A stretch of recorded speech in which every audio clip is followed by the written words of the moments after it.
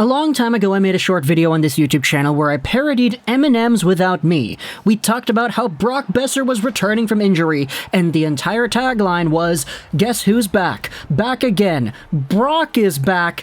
Tell a friend." Unfortunately, that video got removed off of my Twitter for copyright violations and is unmonetizable on YouTube. But we have to do the same thing again, maybe without the music this time, to one Elias Pettersson, the unluckiest man in the world? Maybe, but still, a guy who bounced back today and had probably the best game we have seen out of his season so far. Vancouver, say it with me right here, guess who's back? Back again.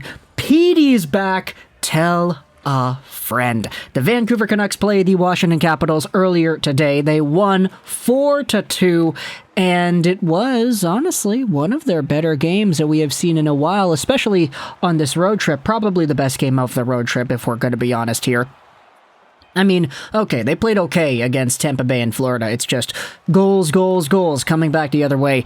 Talking about goals, though, the one who ultimately let in all those goals on those other nights was Thatcher Demko, who was in net today due to the unforeseen and unfortunate circumstances with Yaroslav Halak and protocols. You want to talk about other players in protocols? Hey, guess what? Connor Garland not playing here today because he was placed in protocols. Instead, we have ourselves Alex Chiasson, who returned to the lineup after being activated the previous day. So it's his grand return to the lineup. Now, the story of this game, 110%, it is Elias Pettersson, who actually had himself a very, very good showcase. And, you know, the way I said that sentence makes it appear that he wasn't really all that great in the previous few games. And that's just not true. You know, every time we had been talking about Pettersson, it's always confidence issues stemming from a lack of conversion, which leads to some even more unfortunate plays. It's opportunities that he gets where he gets his stick broken or he misses the net, which affects his confidence, which leads to him making some bad plays in his own zone, giving the puck up and all that. It's an endless cycle. But it's not one where you could say that Pettersson himself is not trying. He has been trying the entire time, and he's had some good looks the past few weeks. It's just, as we said in yesterday's video, he is the unluckiest man in the world when it comes to converting on these chances, or at least he was the unluckiest man in the world the previous few games because of what we had seen. But in this game, all that luck started to chip away, you know? He's like that guy ingrained in a Dr. Stone sculpture, trapped on the inside of this rock and trying to break free. Unfortunately, though, it took us a little bit to get to that point because the Vancouver Canucks started off this game with a few really strange shifts. Now, the Caps and the Canucks were kind of trading zone time in the first period and a bit here, but the first really strange play comes when Thatcher Demko kind of gives the puck away at the Canucks blue line and has to make a save while skating backwards towards the net. Yeah, you heard me right there. The puck was getting chipped towards the Canucks end, and Thatcher Demko, coming way out of his net, gives it away to one of the Capitals players in front. A very strange play in the spotlight that is the NHL's only game today. Tyler Mott then goes to the box for a delay of game call because he is just before the blue line when he chips the puck over the glass. And guess who? It is the Great Eight, none other than Ovechkin himself, who gets himself another goal. He has 3 one-time opportunities on this power play. 2 of them go wide, the third one goes 5-hole, and it's a, 102-mile-an-hour slap shot, something like that. It goes right through. It's 1-0 Washington. You can't really stop those, so no surprises there.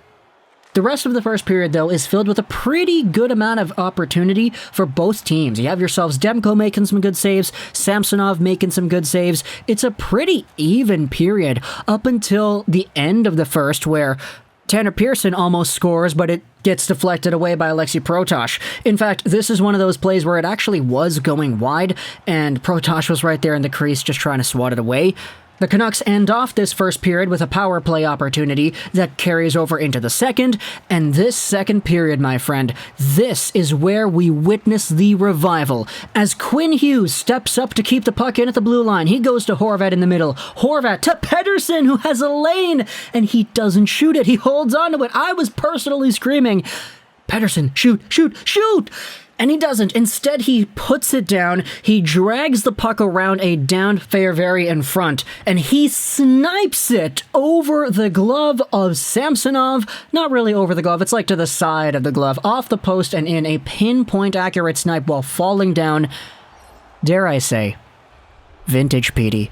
It's his first goal in forever, his first point in 2022. It brings the game tied up 1-1, and the Vancouver Canucks are all feeling it. Because guess what? The next few shifts, a few great Canucks chances. And eventually it culminates when a puck bounces out in front again, and guess who it is at the side? It's Pettersson once more. On the side of the goal, he pulls it back behind the goal line and shoots it off of Samsonov's back and in.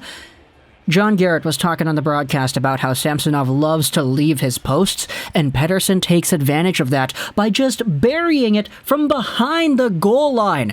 2 goals for Pettersson in this game. It's his first multi-goal game since February of last year. So, it's been a while for Petey. Now, the focus kind of shifts to some other Canucks players after this goal. Thatcher Demko in particular makes a few very good stops. Daniel Sprong has himself a sort of breakaway where he tries to go wide on Schenn, but Thatcher Demko is down and out, stretched with the pad to stop this one. Then you have yourselves 2 Ovechkin rushes on the same shift, both stopped by Demko. The Canucks, though, bounce back with a little bit of pressure here and there. Eventually, they go into power play once more, because it's Hathaway who pulls off OEL's helmet. Yeah, not really the best play to go out there and try to make at this stage in the game, but alas, the Vancouver Canucks go in the power play, and you could see it. The team is trying to get Pettersson the puck, and they're trying to give him some chances, but it just doesn't work out. Eventually, it's Hughes to Miller to Horvat, who does the short side snipe, and this was a set play they tried out earlier on in that same shift. It didn't work, so Horvat goes out there, gets himself another goal. That is his team-leading 13th goal on the night, and Hughes gets himself a second assist on the game. So, very good to see him racking up the points. The third period then goes underway, and this one was just kind of more of the same. Miller almost scored on a wide-open net, but it was blocked by Tom Wilson. Tyler Mott had himself a silver platter with a puck served up to him by Irwin, and he hammers the puck into Samsonov. However, a few minutes later, Tanner Pearson goes off for interference on Tom Wilson. This one happens outside the range of the camera. We don't really see it happen until the replay goes out. And then the Capitals just kind of went off to work. It was Backstrom to Kuznetsov to Wilson immediately in front. It's the same play, almost, that Hughes and Miller and Horvat did, just on the opposite side.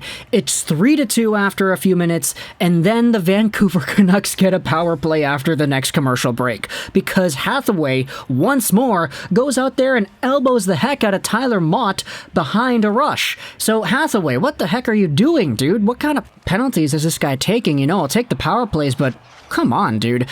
The Canucks, though, are unable to convert, unfortunately, and eventually it is the Washington Capitals who take on a good amount of zone time. Demko, though, is hanging on. Ovechkin has a few more shots, too. Demko is hanging on. It leads to a 2-on-1 that Mott and Highmore have that is stopped up by Samsonov, and then Washington gets another penalty. It's too many men. This one was, I think, catalyzed by Connor McMichael going on a little bit too early, trying to get a breakaway. I didn't really get a good angle on it, and the Canucks guys didn't really have a replay because I think the way that my very limited media exposure brain works, I don't think the Canucks people actually had any crew in Washington. I think they were just ripping off the Washington feed and putting the Sportsnet logos on it, which is why the Canucks commentators had to do the game remotely and they couldn't get any replays that they requested they wanted to get.